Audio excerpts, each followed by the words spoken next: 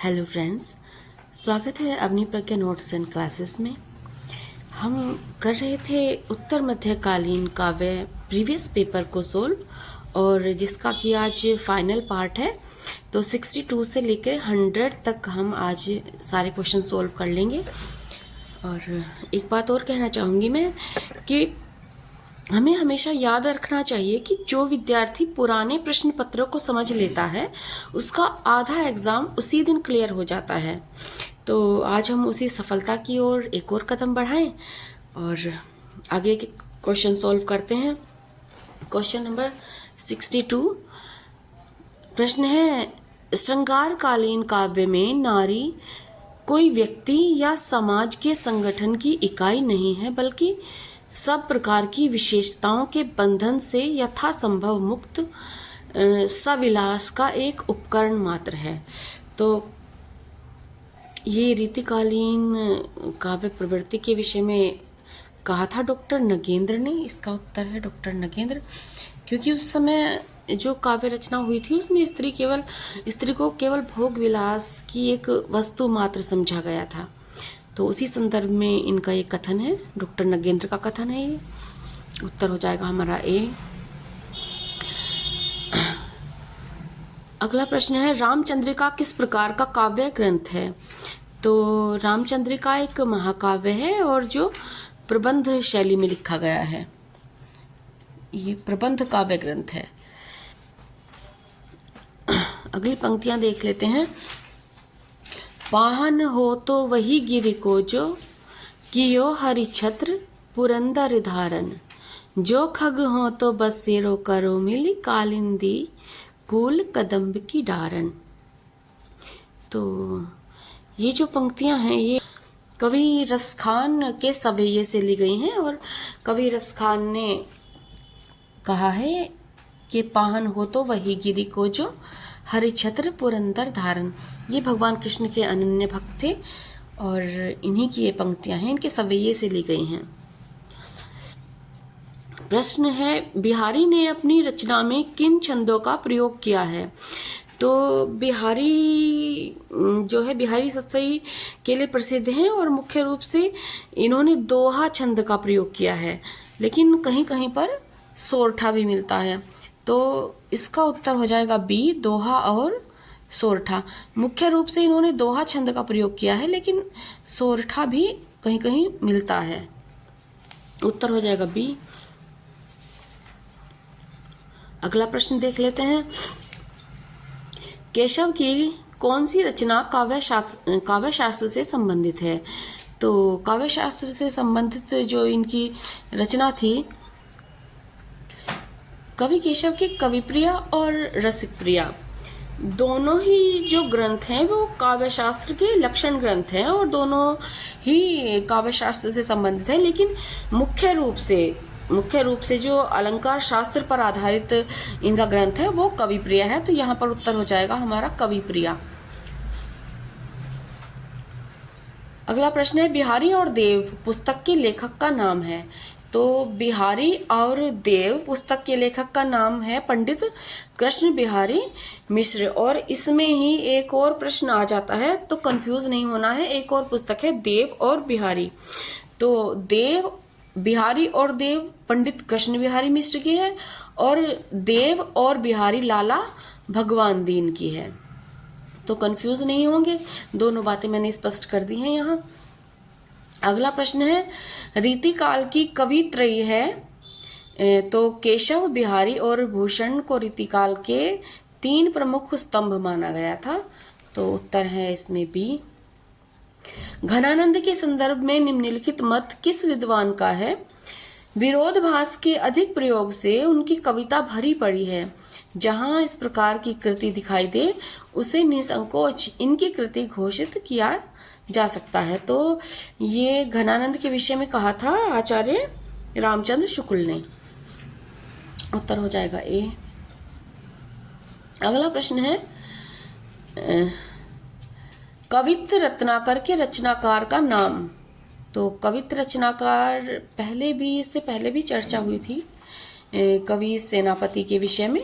तो इनके 2 ही प्रमुख रचनाएं हैं। एक तो काव्य कल्पद्रुम और कवित्र रत्नाकर। तो स्पष्ट है कि कवित्र रत्नाकर के रचनाकार सेनापति हैं। अगला प्रश्न है जो कि एक कथन है। घनानंद और ठाकुर ने ब्रज भाषा को बहुत शक्ति दी है। ब्रज भाषा का इन कवियों ने परिमार्जन करके तत्सम शब्दों का प्रयोग करके उसे सुसंस्कृत एवं शक्तिशाली बनाया और 200 वर्ष तक वह हिंदी साहित्य क्षेत्र में एक छत्र राज्य करती रही। तो ये कथन था आचार्य रामचंद्र शुक्ल का।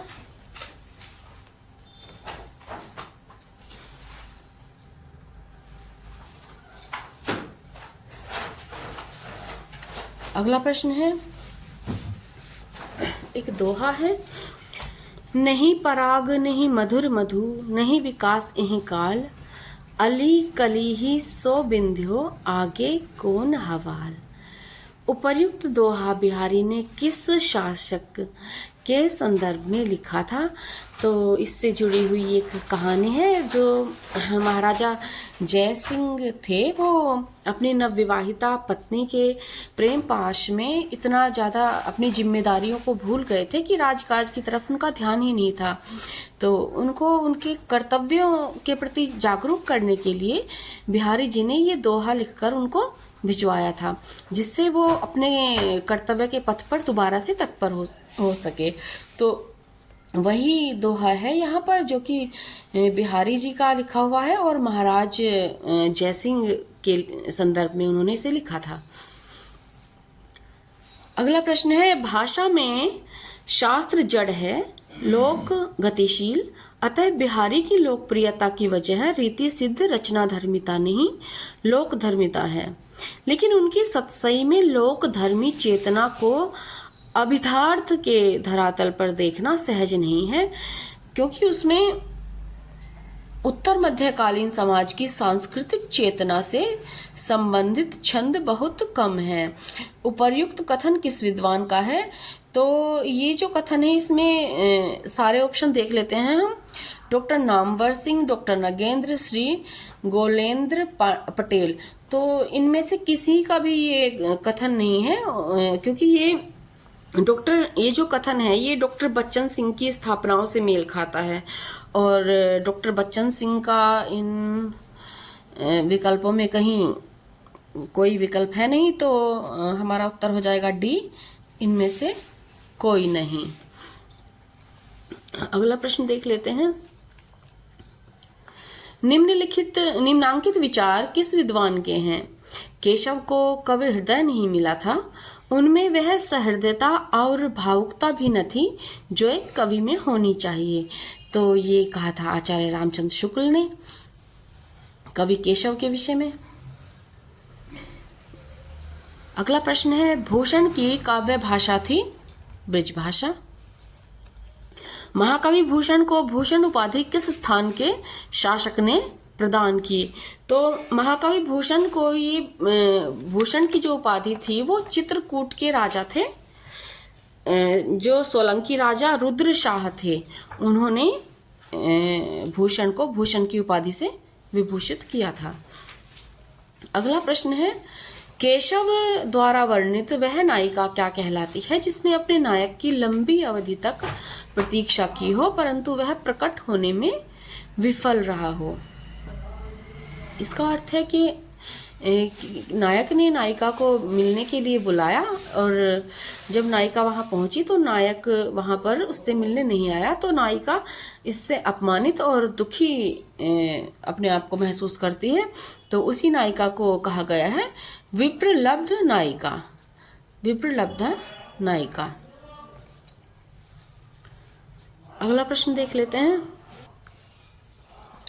बिहारी रत्नाकर का आरंभिक दोहा है, तो मेरी भव बाधा हरो राधा नागरी सोई।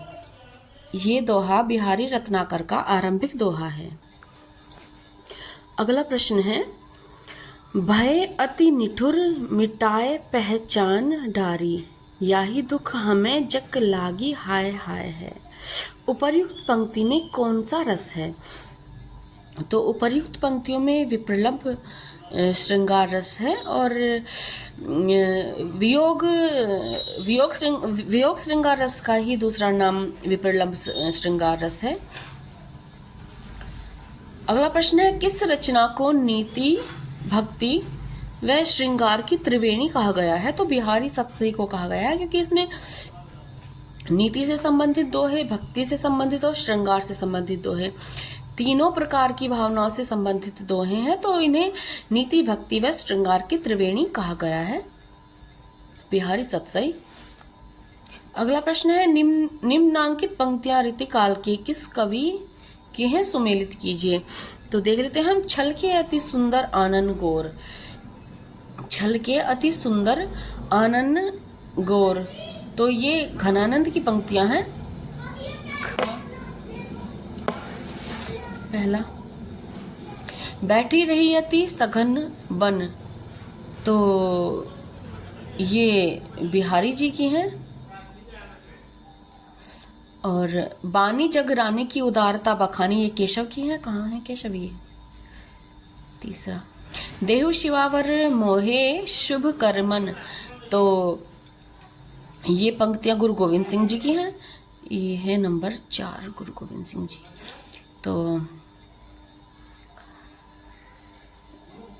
इसमें हमारा उत्तर हो जाएगा बी। पहले का ख, दूसरा घ, तीसरा का और चौथा घ, चौथा गा, तो उत्तर हो जाएगा हमारा बी। अगला प्रश्न है, नर की अरु नल नीर की गति एक एक कर जोए, उपर्युक्त पंक्ति संबंधित है, तो ये नीति से संबंधित पंक्ति है। अगला प्रश्न है, हिम्मत बहादुर वीरदावली के रचनाकार का नाम। तो हिम्मत बहादुर वीरदावली जो थी वो पद्माकर की रचना थी। सैयद इब्राहिम किस कवि का वास्तविक नाम था? हम पहले भी चर्चा कर चुके हैं कि कवि रस खान जो थे उनका मूल नाम सैयद इब्राहिम था, तो वही प्रश्न दोबारा से पूछ लिया गया है। सैयद इब्राहिम किस कवि का वास्तविक नाम था? तो वो थे रस खान। जुवती जौन में मिली गई नेक न होती लखाई, उपर्युक्त पंक्ति में कौन सा अलंकार है? तो इन पंक्तियों में है अतिशयोक्ति अलंकार। अतिशयोक्ति अलंकार अर्थात ऐसे तथ्य देना जिनके विषय में विश्वास करना कठिन हो, वास्तविकता से बहुत ज़्यादा दूर हो वो। शब्द रसायन ग्रंथ के रचनाकार का नाम है। तो शब्द रसायन लिखा था कवि देव ने। कवि देव ने शब्द रसायन ग्रंथ की रचना की थी। अगला प्रश्न देख लेते हैं। सेनापति की प्रसिद्ध रचना का नाम है। तो सेनापति की प्रसिद्ध रचना हम पढ़ भी चुके हैं कि काव्य कल्पद्रुम, इनमें से सेनापति की रचना है। अगला प्रश्न है, जिस कवि में कल्पना की समाहार शक्ति के साथ भाषा की समास शक्ति जितनी अधिक होगी, मुक्तक रचना में वह उतना ही सफल होगा। उपर्युक्त पंक्तियां किस विद्वान की हैं? तो ये पंक्तियां हैं जो विद्वान और आलोचक हैं, आचार्य रामचंद्र शुक्ल की। प्रेम वाटिका में कितने दोहे हैं? प्रेम वाटिका में कितने दोहे हैं? प्रेम वाटिका में कुल 53 दोहे हैं।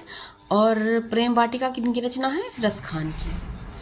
और ये ऊपर आचार्य रामचंद्र शुक्ल का ये कथन जो प्रश्न 88 में ये उन्होंने महाकवि बिहारी के संदर्भ में कहा था। ये तथ्य भी हम जान लेंगे और याद रखेंगे कि ये तथ्य बिहारी के संदर्भ में कहा था आचार्य रामचंद्र शुक्ल ने। प्रेम वाटिका में 53 दोहे हैं और जो कि रस खान की रचना है। अगला प्रश्न देख लेते हैं। इंद्र जिभ जंभ पर, बाड़व ज्यों अम्ब पर, उपरोक्त पंक्ति से संबंधित पद में कवि ने किस पराक्रमी व्यक्ति का वर्णन किया है? तो ये कवि भूषण द्वारा रचित शिवराज भूषण की पंक्तियां हैं और ये छत्रपति शिवाजी महाराज के विषय में ये कहा गया है। अगला प्रश्न है, केशव ने इस ग्रंथ की रचना अपने अन्नदाता सहृदयोत्तम इंद्रजीत सिंह की प्रिया प्रवीण राय को भारतीय काव्य शास्त्र की शिक्षा देने के लिए की थी, तो वो थी कवि प्रिया। अगला प्रश्न है, निम्नलिखित कथन किस विद्वान का है? भूषण के काव्य में एक ओर अलंकारों का प्रयत्न पूर्वक नियोजन है, दूसरी ओर वीर रस की व्यंजना के लिए द्वित्व व्यंजन, मूर्धन्य ध्वनियों और संयुक्त ध्वनियों को खोलकर प्रयुक्त करने की प्रवृत्ति व्यापक रूप से मिलती है। तो ये कथन था आचार्य विश्वनाथ प्रसाद मिश्र का। अगला प्रश्न देख लेते हैं। अगला प्रश्न है, भूषण के काव्य में किस रस की प्रधानता प्रदर्शित होती है? तो भूषण के काव्य में वीर रस की प्रधानता है, क्योंकि शिवराज भूषण जैसा ग्रंथ रचित करने वाले कवि भूषण ही हैं, जो कि वीर रस से उत्प्रोत है। गुरु गोविंद सिंह की किस कृति में दान धर्म व राजधर्म का वर्णन किया गया है? तो ज्ञान प्रबोध में दान धर्म व राजधर्म का वर्णन किया गया है। अगला प्रश्न है, रीतिकाल के किस कवि के साहित्य में शास्त्र, इतिहास, लोक नीति, आयुर्वेद, ज्योतिष इत्यादि की जानकारी मिलती है? तो वो हैं कवि बिहारी, इसीलिए इनके दोहों को कहा गया है गागर में सागर भरना। भक्तिकाल और रीतिकाल का संधि कवि किसे माना जाता है? तो वो माना जाता है कवि केशव को। अगला प्रश्न देख लेते हैं। तो अन्न बूढ़े बूढ़े, इसमें जो है जो रेखांकित भाग दिया गया है, तो वहाँ पर विरोधाभास अलंकार है। अगला और अंतिम प्रश्न है, रामचंद्रिका काव्य किस श्रेणी में आता है? तो हम पहले भी चर्चा कर चुके हैं, ये प्रबंध महाकाव्य है। तो खंड काव्य, महाकाव्य, मुक्तक, गीति, ये महाकाव्य है। उत्तर हो जाएगा हमारा भी। तो इस प्रकार हमने आज उत्तर मध्यकालीन काव्य के पूरे 100 प्रश्न कर लिए हैं। पेपर हमने कंप्लीट कर लिया है और हमें हमेशा याद रखना है कि सक्सेस उन्हीं को मिलती है जो लास्ट तक प्रैक्टिस करते हैं। और आज हमने ये पेपर कंप्लीट कर लिया है। और अगर आपको सच में ये वीडियो हेल्पफुल लगी हो तो वीडियो को लाइक ज़रूर करें, चैनल को सब्सक्राइब करें और बेल आइकन दबाना बिल्कुल ना भूलें, ताकि बाकी पेपर्स और महत्वपूर्ण वीडियो आपसे मिस ना हो। और आप कमेंट करके बता सकते हैं कि किस विषय का पेपर आप चाहते हैं नेक्स्ट। और वैसे कल हम करने वाले हैं कथा साहित्य, जो कि सेकंड पेपर है, सेकंड सेम का। तो मिलते हैं अगली वीडियो में, तब तक पढ़ते रहिए, आगे बढ़ते रहिए। Bye bye.